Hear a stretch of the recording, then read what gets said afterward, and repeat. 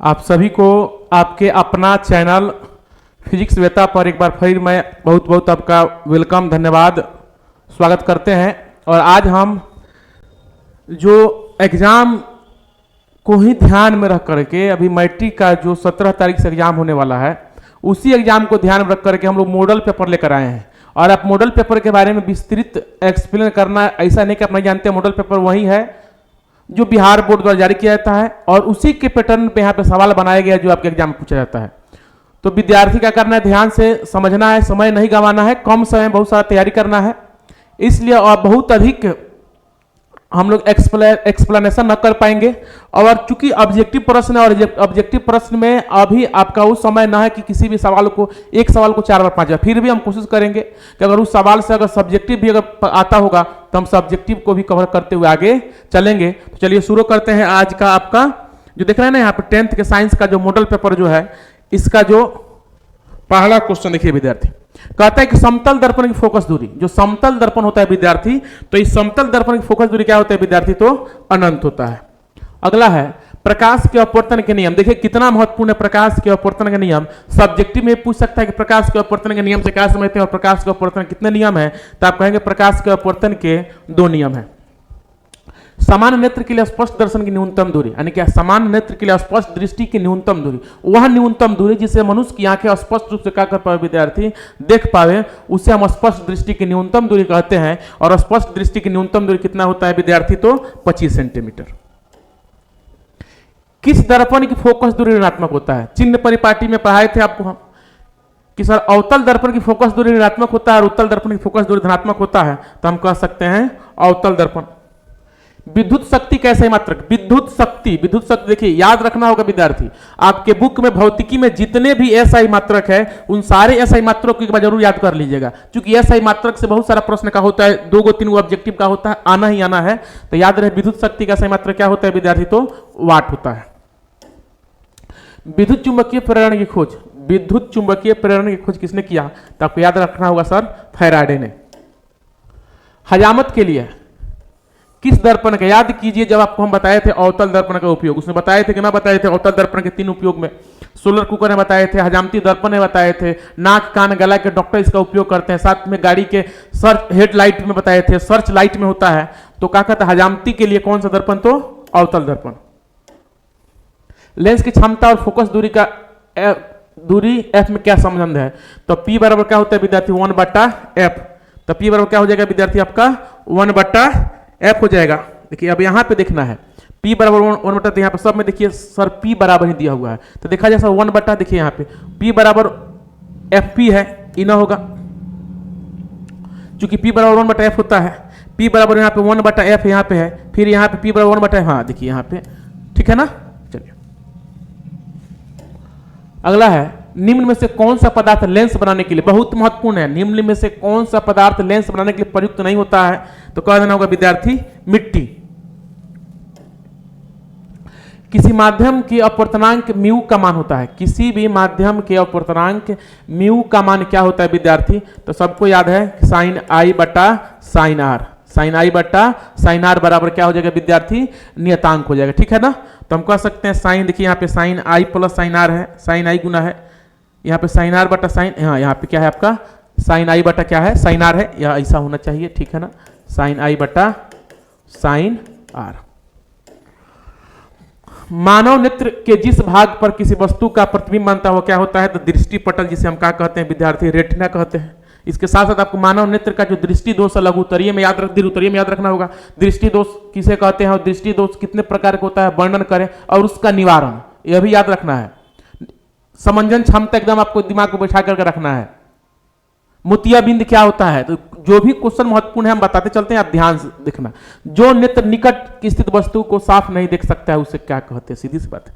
देखिए दृष्टि दोष विद्यार्थी 4 प्रकार का, एक होता है निकट दृष्टि दोष, कोई पूछे किसे कहते हैं, तो जब किसी व्यक्ति को नजदीक की वस्तु साफ साफ दिखाई दे और दूर की वस्तु दिखाई ना दे। देखिए कंफ्यूजन होता है यहाँ पे। जैसे आपके कहने का मतलब निकट दृष्टि दोष में सर के कहे के चाहिए कि दूर के वस्तु दिखाई देवे, नजदीक के वस्तु ना दिखाई देवे। नहीं, निकट दृष्टि दोष में विद्यार्थी क्या होता है, नजदीक की वस्तु तो वह साफ साफ दिख लेता है, लेकिन दूर के वस्तु से देखने में क्या होता है, कठिनाई होता है, उसे हम निकट दृष्टि दोष कहते हैं। दीर्घ दृष्टि दोष क्या होता है, इसमें दूर के वस्तु कोई व्यक्ति देख लेता है, नजदीक के वस्तु को नहीं देख पाता है। और दीर्घ दृष्टि दोष के लिए हम लोग उत्तल लेंस का प्रयोग करते हैं, जबकि निकट दृष्टि के लिए हम अवतल लेंस का प्रयोग करते हैं। इसी प्रकार होता है विद्यार्थी एक अभिन्दुकता, सॉरी ज्यादा दृष्टि दोष। ज्यादा दृष्टि दोष में क्या होता है, जब किसी व्यक्ति को नजदीक और दूरी दोनों प्रकार के वस्तु को देखने में कठिनाई होता है, उसे ज्यादा दृष्टि दोष कहते हैं। और ज्यादा दृष्टि दोष का निवारण के लिए क्या कहते हैं, बाइफोकल यानी कि द्विफोकली लेंस देखे होइएगा। बहुत लोगों के चश्मा में आप विद्यार्थी देखे होइएगा, अगर क्या है चश्मा है तो देखिएगा इस चश्मा में यहाँ पे दो गो क्या होता है, लेंस लगा होता है। तो बुझ जाइए जरा चश्मा में दो को क्या है, आंख लगा हुआ है, तो बुझ जाइए कि इनको कौन सा दोष है, इनको ना निकट है ना दृष्टि है, दोनों है, यानी कि ज्यादा दृष्टि दोष। और एक होता है अभिन्दुकता, और अभिन्दुकता का सिलेरी मांसपेशी जब क्या होता है, सिकुड़न होता है तो व्यक्ति किसी वस्तु को नहीं देख पाता है। और यह अभिन्दुकता खासकर कब, जब सिलेरी मांसपेशी में सिकुड़ा हुआ जाता है और वृद्धावस्था के समय भी बहुत अधिक यह होता है। तो कहता है जो नेत्र निकट स्थित वस्तु को साफ नहीं देख सकता है उसे क्या कहते हैं विद्यार्थी, तो हम क्या कहते हैं, साफ नहीं तो दूर, दूर के वस्तु को देखेगा, नजदीक को नहीं देखेगा तो दीर्घ दृष्टि दोष हो जाएगा। तारे क्यों टिमटिमाते हैं, तो चलिए वायुमंडलीय अपवर्तन के कारण तारे का टिमटिमाना, पेंदी में रखा हुआ, पानी के पेंदी में रखा हुआ सिक्का के ऊपर उठना, मछली के अपने सतह से ऊपर दिखना, ये सब क्या है, पानी में रखा हुआ छड़ी का टहरा प्रतीत होना, ये सब क्या है विद्यार्थी, तो अपवर्तन का उदाहरण है। लेकिन यहाँ पे क्या तारे क्यों टिमटिमाते हैं, तो वायुमंडलीय अपवर्तन के कारण। 1 वोल्ट कहलाता है, 1 वोल्ट कहलाता है विद्यार्थी 1 जूल कूलम। विद्युत बल्ब का फिलामेंट किस धातु का बना होता है, याद रखना होगा, विद्युत तंतु का फिलामेंट टंगस्टन का, जिसका गलनांक याद रखना कहीं कहीं 3300 मिलता है और कहीं 3500 भी होता है। तो अभी यहाँ से तो हो गया कि सर विद्युत बल्ब का तंतु किस चीज का, तो टंगस्टन का। अब टंगस्टन क्यों बना होता है, तो किसी भी विद्युत बल्ब का जो तंतु टंगस्टन का इसलिए बना होता है क्योंकि उसका अधिक गलनांक होकर के, गलनांक बना अधिक टेम्परेचर बढ़ने के बाद उसके वाष्पन न हो, क्योंकि वाष्पन के बाद क्या हो जाएगा, बल्ब क्या हो जाएगा, फूट जाएगा। इसीलिए विद्युत बल्ब का फिलामेंट जो होता है विद्यार्थी टंगस्टन का क्या होता है, बना होता है। डायनेमो में किस प्रकार की धारा, तो डायनेमो से दिष्ट धारा निकलता है प्रत्यवर्त दोनों, यानी वही डायनेमो है। डायनेमो देखते हैं ट्रैक्टर में देखे होइएगा, बड़े बड़े वाहनों में देखे होइएगा, छोट छोट, पहले साइकिल में भी आता था विद्यार्थी डायनेमो, जो पीछे चक्का में हम क्या करते, इसे लगा दिया जाता था और जैसे जैसे चक्का नचता था डायनेमो नचता था और बल्ब जलता था। तो डायनेमो आपका डायरेक्ट करंट भी होता है, अल्टरनेट करंट भी होता है, तो हम कह सकते हैं सर दोनों। नाभिकीय ऊर्जा प्राप्त करने हेतु आवश्यक है, नाभिकीय ऊर्जा हम किसके द्वारा प्राप्त कर सकते हैं विद्यार्थी, तो यूरेनियम। और यूरेनियम बहुत महंगा है और इसका बहुत अधिक क्या होता है, तो इसका तस्करी बहुत अधिक होता है। निम्न में से कौन नवीकरणीय ऊर्जा का स्रोत, देखिए यहां पे है नवीकरणीय ऊर्जा। नवीकरणीय मतलब समझ जाइए विद्यार्थी कि जो ऊर्जा कोई समाप्त ना होकर, यानी कि एक तरफ से समाप्त हो और एक तरफ से उसका निर्माण हो, जैसे सूर्य का प्रकाश है, यह क्या है, हाइड्रोजन हीलियम का संयोग है। हाइड्रोजन समाप्त ना हो, हीलियम समाप्त ना होगा तो फिर सूर्य कैसे समाप्त होगा। उसके पवन ऊर्जा है, जल ऊर्जा है, ये सब क्या है विद्यार्थी, तो नवीकरणीय ऊर्जा है। तो कोयला तो समाप्त हो जाएगा, पेट्रोलियम भी समाप्त हो जाएगा, प्राकृतिक गैस समाप्त हो जाएगा, नहीं समाप्त होगा तो कौन, तो सौर ऊर्जा। किसी चालक तार में से विद्युत धारा प्रवाहित करने पर गतिशील कण होते हैं, किसी चालक तार से विद्युत धारा प्रवाहित करने पर गतिशील कण होते हैं, परमाणु होते हैं, आयन, प्रोटॉन या इलेक्ट्रॉन, तब कहेंगे विद्यार्थी इलेक्ट्रॉन होता है। अमीटर को विद्युत परिपथ में किस क्रम में, तो सबको मालूम है श्रेणी क्रम में।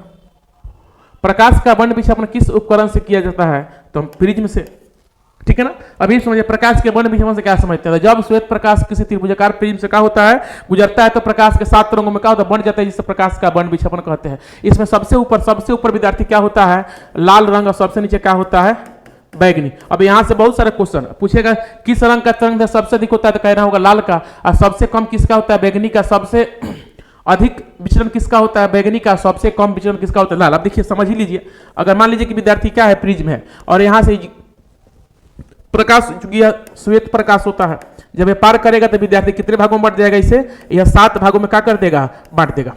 तो आपको नहीं लगता ऐसा विचलन कोण का मतलब हुआ कि अगर यहां से ही निकल रहा है तो यहां देखिए यह आपका अधिक झुकाव है, तो सबसे अधिक विचलन कोण होता है बैगनी का, और लाल ऐसे निकलता है तो सबसे कम विचलन किसका होता है, लाल का। लेकिन तरंग दैर्ध्य पूछे सबसे अधिक किसका होता है, तो विद्यार्थी लाल का, और सबसे कम किसका होता है, तो बैगनी का। और इसी तरंग दैर्ध्य के कारण हम लोग खतरे के निशान में ही लाल रंग का प्रयोग करते हैं। प्रश्न आएगा कि रेलवे सिग्नल में हम लाल रंग का प्रयोग क्यों करते हैं, खतरे के निशान में लाल रंग का प्रयोग क्यों करते हैं, रोड क्रॉसिंग में हम रोड क्रॉसिंग में हम लाल सिग्नल का प्रयोग क्यों किया जाता है, तो सीधी सी बात है लाल रंग का तरंग दैर्ध्य सबसे अधिक होता है, इसका विचलन कोण कम होता है, और यह दूर से स्पष्ट रूप से हमें दिखाई पड़ जाता है विद्यार्थी। इसीलिए हम क्या होते हैं रेलवे सिग्नल में खतरे के निशान में या रोड क्रॉसिंग में हम लाल रंग का प्रयोग करते हैं। तो सिर्फ यहाँ पे एक क्वेश्चन समझे, आप समझे प्रकाश के वर्ण विषय पर क्या समझते हैं, किस रंग का तरंग दैर्ध्य सबसे अधिक होता है, तो लाल का, किसका सबसे कम, बैगनी का, किसका विचलन कम होता है, तो लाल का, किसका अधिक होता है, तो बैगनी का, खतरे के निशान में हम किस रंग का प्रयोग करते हैं। तो एक क्वेश्चन भले देखने को मिल रहा है विद्यार्थी,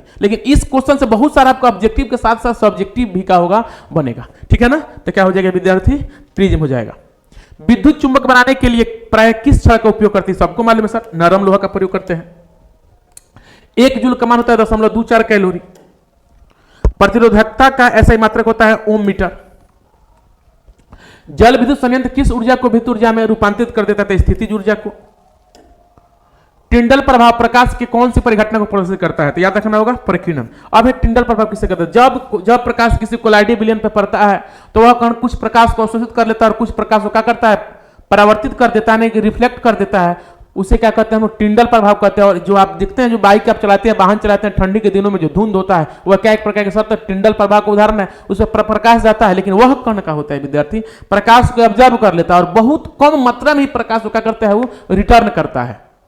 चूंकि प्रकाश जब तक, देखिए हम किसी वस्तु को कब देखेंगे, कब देखते हैं, सीधी सी बात सबको मतलब प्रकाश में हम देखते हैं, तो फिर धुंध में तो लाइट जड़ता है तो क्या हो जाता है, तो सर वो कम क्या करता है, अवशोषित करके क्या करता है, रिटर्न कर देता है, वह प्रकाश को उस कण से आगे जाने नहीं देता है।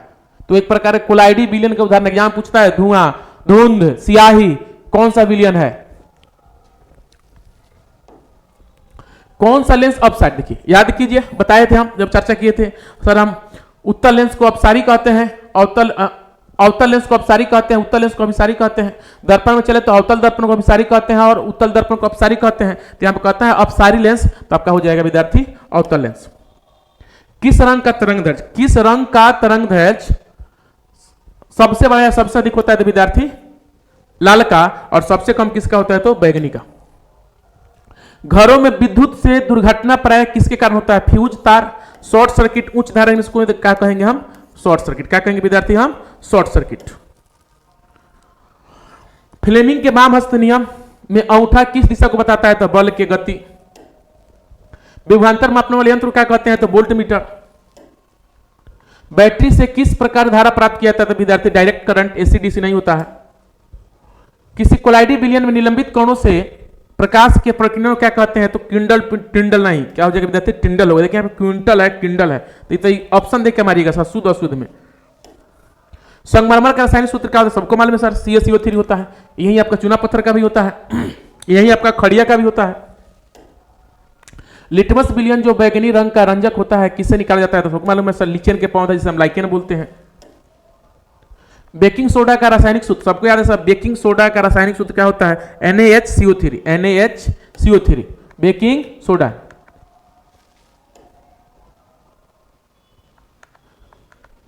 लोहे के परमाणु संख्या कितना होता है, तो 26 होता है। निम्न में से कौन सा पदार्थ ऑक्सीजन से संयोग नहीं करता है, तो सबको मालूम है सर, सोना। आधुनिक आवर्त सारणी में वर्गों की संख्या कितना होता है, तो वर्ग होता है 18, आवर्त कितना होता है 7। CHO अभिक्रियाशील मूलक क्या कहलाता है, तो विद्यार्थी से हम एल्डिहाइड कहते हैं। निम्नलिखित में से कौन सबसे अधिक अभिक्रियाशील धातु है, तो आपका पोटेशियम है, पोटेशियम नहीं रहता तो सोडियम होता। कोई विलयन लाल लिटमस को नीला कर देता है तो उसका पीएच मान कितना होगा, तो 10 होगा, यानी कि क्षारीय है। बक्साइट किस धातु का महत्वपूर्ण अयस्क है, तो बक्साइट विद्यार्थी एल्युमिनियम का है। सोडियम की परमाणु संख्या सबको मालूम है 11 है। कौन सा धातु कमरे के ताप पे, कौन सा धातु कहेगा तो ब्रोमीन, धातु कहेगा तो पारा। याद रखना होगा, कौन से धातु कमरे के ताप पे द्रव तो पारा, और कौन से अधातु तो ब्रोमीन। निम्न में से कौन उपधातु है, तो जर्मेनियम है। पित्तल क्या है? तो मिश्र धातु है। सरलतम हाइड्रोकार्बन विद्यार्थी मीथेन है। ओजोन के एक अणु में ऑक्सीजन के कितने परमाणु होते हैं? तो विद्यार्थी 3 होते हैं। अम्ल और क्षार आपस में अभिक्रिया करके क्या बनाते हैं? तो लवण बनाते हैं। निम्नलिखित में कौन सबसे अधिक अभिक्रियाशील हैलोजन है? तो सबको मालूम है फ्लोरीन। धोने सोडा धोवन सोडा का रासायनिक सूत्र क्या होता है? सबको याद रखिएगा। धोवन सोडा का है 10, नीलत होता कहते हैं यहाँ पर कॉम्बो रखना है 5, ठीक है ना। देखिए यहाँ पे क्या है? 10 है। सूत्र याद है तो 10 याद रखिए। नीलत होता कहता है 5 याद रखिए। इसी प्रकार आपका प्लास्टर ऑफ पेरिस आएगा 1/2 याद रखना है, ठीक है ना। तो आपका हो जाएगा ये। अल्केन का समान सूत्र क्या होता है? सबको मतलब CnH2n+2 होता है। एल्किन का CnH2n होता है और एल्काइन का CnH2n-2 होता है, ठीक है। अगला है दांतों का क्षय कब प्रारंभ होता है? दांतों का क्षय जब उसका pH मान 5.5 से कम हो। शुद्ध जल का pH मान होता है, सबको मालूम है सर, 7 होता है। बेंजीन का अणु शुद्ध C6H6। ग्लूकोज में कार्बन के कितने परमाणु होते हैं? ग्लूकोज में कार्बन के देखिए C6H12O6। तो कार्बन का पूछेगा 6, हाइड्रोजन का पूछेगा 12, ऑक्सीजन का पूछेगा 6। मेंडलीव के आवर्त नियम के अनुसार तत्वों के गुणधर्म किसके आवर्त के फलन है? तब कह सकते हैं परमाणु द्रव्यमान। निम्न में से कौन सा एक दहन का अभिक्रिया है? तो पेट्रोल का जलना एक दहन का अभिक्रिया, जल का उबलना नहीं, मोम का पिघलना नहीं, तो कह सकते हैं पेट्रोल का जलना। विरंजक चूर्ण का रासायनिक सूत्र क्या है? सबको मालूम है सर विरंजक चूर्ण, तो CaOCl2। प्लास्टर ऑफ पेरिस का देखिए आ गया ना यहाँ पे, देखिए यहाँ पे हाफ H2O, बस हाफ देखना है विरंजक चूर्ण। आवर्त सारणी के प्रथम वर्ग के सदस्य होते हैं तो विद्यार्थी क्षारीय होते हैं। एसिटिक अम्ल का यूपीए नाम तो एथेनोइक अम्ल होता है। लोहे के जिंक से लेपित करने की क्रिया को क्या कहते हैं? तो गैल्वेनीकरण कहा जाता है।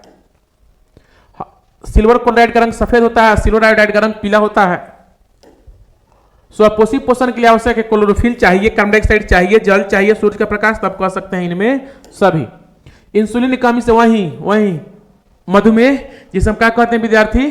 तो उसे हम विद्यार्थी चिनिया रोग कहते हैं। क्या कहते हैं हम? चिनिया रोग। क्या कहते हैं विद्यार्थी? उसे हम चिनिया रोग कहते हैं। थोड़ा सा वेट कीजिए, क्या कहते हैं उसे हम? चिनिया रोग, यानी कि मधुमेह हो जाएगा।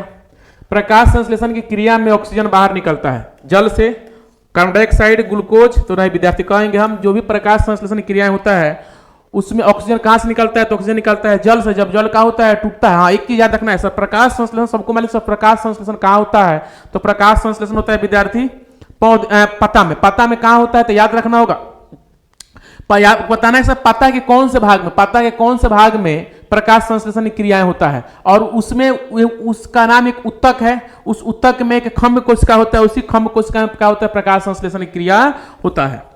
तो ऐसे अब ये मैं एग्जाम पूछता है तो याद रखेंगे हम पत्ते से, चूंकि पत्ता ही क्या होता है? पौधे का रसोई घर होता है। तब का हो जाएगा विद्यार्थी जल। मानव में डायलिसिस थैली है, मानव में डायलिसिस थैली है तो नेफ्रॉन है। पुष्पी पौधे में लैंगिक जन्म होता है किसके द्वारा? तो फूलों द्वारा। द्विखंडन होता है, द्विखंडन होता है विद्यार्थी अमीबा में भी होता है, पैरामीशियम, लेशमिनिया, यानी कि इनमें सभी। मुकुलन द्वारा प्रजनन किस में होता है? तो मुकुलन द्वारा ईस्ट में होता है। फूलों का कौन सा भाग फल में बदलता है? तो हम कह सकते हैं अंडाशय। फूल का, हाँ ठीक है। मानव मादा के जनन तंत्र का भाग नहीं है, अंडाशय है, गर्भाशय है, डिंब वाहिनी है, शुक्रवाहिका नहीं है। मेंडल ने अपने प्रयोग के लिए किस पौधे का, सबको मालूम सर मटर के पौधे का प्रयोग किए थे। द ऑरिजिन ऑफ स्पीसीज नामक पुस्तक किसने? तो चार्ल्स रॉबर्ट डार्विन।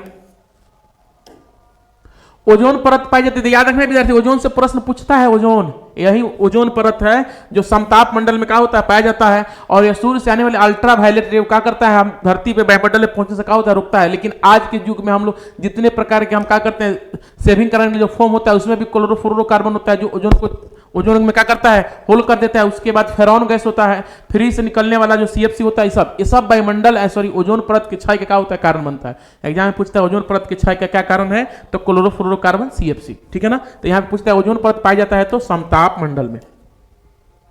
निम्न में से कौन से जैविक प्रक्रम द्वारा अपघटित होने वाला पदार्थ? अपघटित का मतलब जो सड़ गल जाए, पॉलीथीन सड़ी ना सड़ी, रबर का सूखे घास पत्ते।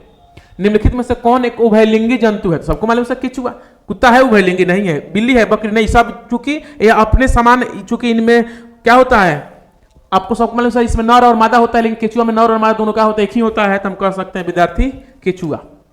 रक्त क्या है? सबको मालूम, रक्त एक तरल संयोजी ऊतक है। अब प्रश्न है कि सर रक्त को तरल संयोजी ऊतक क्यों कहते हैं? यह आपका काम है, चूंकि यहाँ इसे नहीं बता रहे हैं कि हम सर एग्जाम पूछता है रक्त को हम तरल संयोजी ऊतक क्यों कहते हैं, तो सबको मालूम है रक्त एक तरल संयोजी ऊतक है। अब क्यों कहते हैं आपका काम है, कमेंट में लिखिए थोड़ा, तो कहते हैं सर ऊतक। अगला है पादप में जाइलम उत्तरदायी है। पादप में जाइलम उत्तरदायी है विद्यार्थी। तो जो पौधों में जो जल का जो परिवहन होता है वह जाइलम द्वारा होता है और खाद्य पदार्थों का परिवहन फ्लोएम द्वारा। अगर आपको याद रखना है, क्योंकि ऑब्जेक्टिव में बहुत सारा प्रश्न पूछता है, जाइलम फ्लोएम से अंतर पूछता है, तो ज से जाइलम और फ से फ्लोएम। जाइलम आएगा तो जल का स्थानांतरण परिवहन और फ्लोएम आएगा तो खाद्य पदार्थों का। तो आपका हो जाएगा पादप में जल उत्तरदायी है, भोजन का वहन नहीं, अमीनो नहीं, ऑक्सीजन नहीं, जल का वहन के लिए। कवक में पोषण की कौन सी विधि होता है? कवक जब आप पढ़ेंगे सर पोषी, स्वपोषी, परपोषी में आएगा आपको मृत जीवी, परजीवी, तो आपका हो जाएगा विद्यार्थी या मृत जीवी। तंत्रिका तंत्र रचनात्मक एवं क्रियात्मक क्या कहते हैं? तो न्यूरॉन कहते हैं। यहां न्यूरॉन नेफ्रॉन में समस्या होता है। यह तंत्रिका तंत्र है, तो जब तंत्रिका तंत्र कहेगा तबे क्या करना है आपको? न्यूरॉन लगाना है। मानव मस्तिष्क का प्रमुख कार्य क्या है? सूचना भी है, हृदय स्पंदन का नियंत्रण भी है, शरीर का संतुलन, बिल्कुल इनमें से सभी हो जाएगा। निम्न में कौन पादप हार्मोन है? पादप हार्मोन, इंसुलिन पादप हार्मोन नहीं है, थायरोक्सिन नहीं है, एस्ट्रोजन नहीं है, साइटोकाइनिन जो है विद्यार्थी यह पादप हार्मोन है। पराग कोष में होता है। पराग कोष में क्या होता है? तो परागकण होता है। जिन शब्द किसने? तो जोहानसन ने क्या किया था? प्रस्तुत किया था। निम्न में से कौन पर्यावरण के अंतर्गत आता है? जलमंडल भी आता है, स्थल मंडल भी, वायुमंडल, इनमें सभी हो जाएगा। हरे पौधे कहलाते हैं विद्यार्थी उत्पादक कहलाते हैं। यूरो 2 का संबंध वायु प्रदूषण से है। डेंगू उत्पन्न करने वाला मच्छर की देखिए याद रखना होगा सर, डेंगू मलेरिया उत्पन्न करने वाला मच्छर सर दूषित जल में, लेकिन डेंगू उत्पन्न करने वाला मच्छर बहुत साफ सफाई से रहता है भाई, कोनो प्रकार के उसके साथ दिक्कत ना सर, बिल्कुल साफ जल मारिएगा। अभी ना देखिएगा सर डेंगू का मच्छर है तो हम गंदा जल मार देंगे, नहीं साफ जल में रहता है विद्यार्थी। निम्न में से कौन बौने पौधे के देखिए, जब ग्रेगर जॉन मेंडल जो थे अपने प्रयोग करने के लिए मटर का पौधा का चयन किया था ना, इसमें दो प्रकार का पौधा लिए थे, एक बड़ा जिसको क्या किए बड़ा टी से सूचित किए और बौना को विद्यार्थी छोटे टी। तो यहाँ पे क्या कहता है बौने पौधे के लिए देखिए यहाँ पे बड़ा बौना है, बौना बड़ा है, दोनों यहाँ पे देखिए यहाँ पे बौना है दोनों बड़ा है, तो कह रहा है बौने तो छोटा टी हो जाएगा। निम्न में से कौन एक कोशिकीय ईंधन है? तो ग्लूकोज है।